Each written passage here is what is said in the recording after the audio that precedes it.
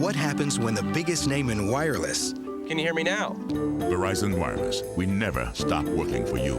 To become the largest wireless carrier in the USA is no joke. With many opportunities and technological competition, holding this position for a long time seems impossible. When new inventions and ideas are taking over the old ones, and big businesses are trying to enter this sector for more profit. But Verizon Mobile Network somehow not only became the nation's largest 4G LTE network, but it also stayed in that position for a decade now.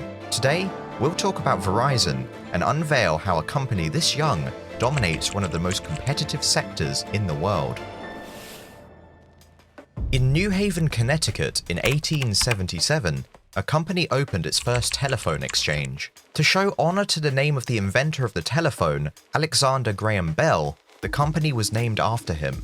It was called the American Bell Telephone Company. This company worked under this name until 1899, when American Telephone and Telegraph Company took over.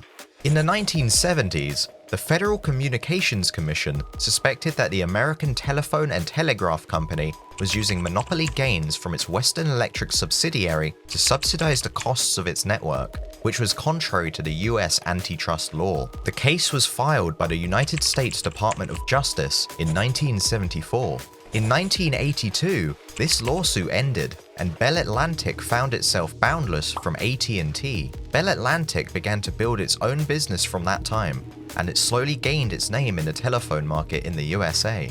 When we talk about the birth of some companies, oftentimes we talk about a person and his dream coming true, but in Verizon's case, it was purely a professional move between Bell Atlantic and telephone giant Vodafone. Bell Atlantic was an American-based phone company, whereas Vodafone was British-based. Together, they formed a company in 1999 to provide wireless phone services in the United States of America. At the time, wireless phones were slowly taking over the telephone, and it was gaining so much popularity for its efficiency and simple use. Companies like GTE Corporation, which was the largest independent telephone company in the United States, understood that a big change in the telecom market was coming.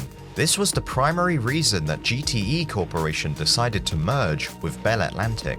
After the merging was done, the new company was renamed Verizon Communications. Soon after, the new Verizon and Vodafone joint venture took the name Verizon Wireless. With this merger, Verizon Communications became one of the leading companies in the United States in the wireless service sector. They owned 55% of Verizon Wireless, and Vodafone owned 45% at the time. This made Verizon Communications the company which will control the management of Verizon Wireless. The company held its leading position in the USA until 2004.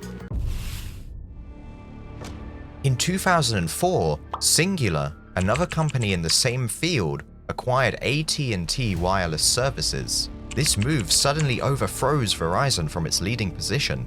Verizon authorities understood that they need to regain their position if they wanted to dominate the market. As a result, Verizon started to acquire other companies like West Virginia Wireless, Sure West Communications, and Alltel over 4 years. After spending billions of dollars and acquiring all of these cellular and wireless service providing companies, Verizon became number one again in 2009. To get there, Verizon agreed to buy Alltel with their $22.2 billion worth of debt. After investing such a huge amount, Verizon's leading position solidified for a long period. AT&T Wireless Services were the only company left to give them any competition in the market. But with the backup of another leading wireless service provider from Britain, Verizon was in a safe space. But in 2014, Verizon bought out Vodafone's 45% shares of $58.9 billion in cash, $60.2 billion in stock, and $11 billion in other considerations. After this deal, Verizon Communications became the sole owner of Verizon Wireless, which was standing at a market valuation of $290 billion and over 200 million users. In 2011, Verizon acquired an IT services company named Terramark. That same year, the iPhone 4 was released on the market. It was storming in the USA market like crazy, and people who are using the latest phone wanted better wireless services as well. This opened up another opportunity for Verizon, and acquiring an IT service providing company was nothing but a bit of great luck for them. In 2012, Verizon expanded its wireless service to digital devices to automobiles. They acquired Hughes Telematics, a company specialized in providing wireless features for cars. Verizon was looking for every opportunity to cash in, and they had the money and influence to do that. Verizon continues to acquire other potential companies till 2015 to expand its market. Verizon provides a 4G LTE network to 95.9% of the population of the United States. Verizon is the leading company in the USA when it comes to wireless phone service, mobile broadband, and Wi-Fi. In 2021, Verizon Communications' consolidated revenue reached $34 billion. But on the 25th of July 2022, after the market opened, Verizon's share experienced a 14% steep fall.